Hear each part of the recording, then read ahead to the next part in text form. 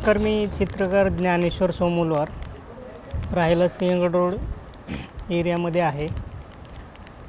माझं शिक्षण ATD GDRT ते अभिनवला झालेलं आहे. मी व्यक्तिचित्रण या विषयामध्ये काम करतो.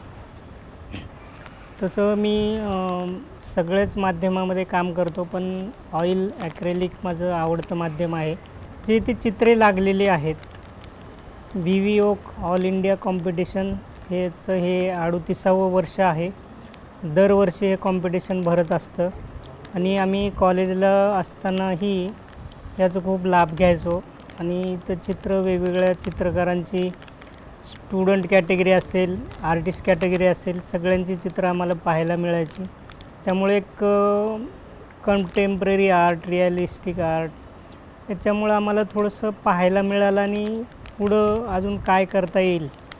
जेव्हा आम्हाला कॉलेजला विषय होते कंपोजिशन आणि पोर्ट्रेट, त्याच्यामुळं यामध्ये आम्हाला पुढच्या आर्टिस्टची चित्र बघून थोडंसं आमच्या चित्रात काय बदल करायला पाहिजे, तसं सर पण होतेच आम्हाला मार्गदर्शनाला.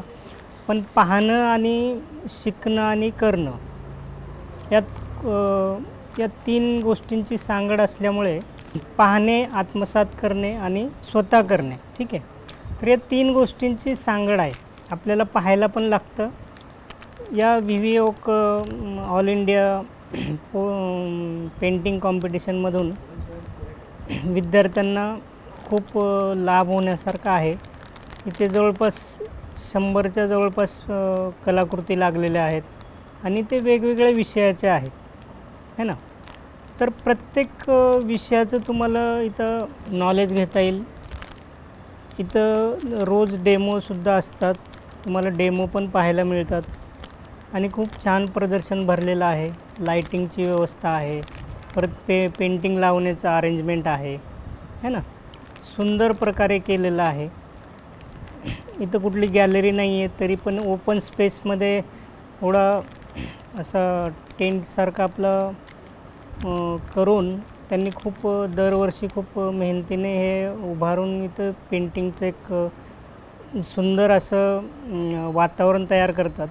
आणि बरेच चित्ररसिक जे आहेत, चित्रकार आहेत, हे रोज येऊन इथे चित्रकला म्हणा किंवा कलाकृती आहेत याचा आनंद घेतात आणि एकमेकांशी चर्चा करून त्या चित्रातला जो उलगडा म्हणतो आपण त्या विषयाचा किंवा त्या माध्यमाचा किंवा त्या चित्रकाराचा असेल, तर त्या गोष्टींवरती चर्चा करून त्याचा पण आनंद घेतात.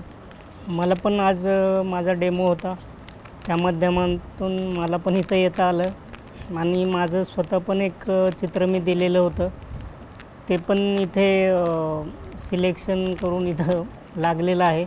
त्याचाही मला आनंद आहे. आणि आज मी डेमो दिला, सर खूप छान बसले होते, त्यामुळं मलाही थोडंसं वेळात वेळ काढून इथं येऊन थोडासा आनंद मिळाला. धन्यवाद.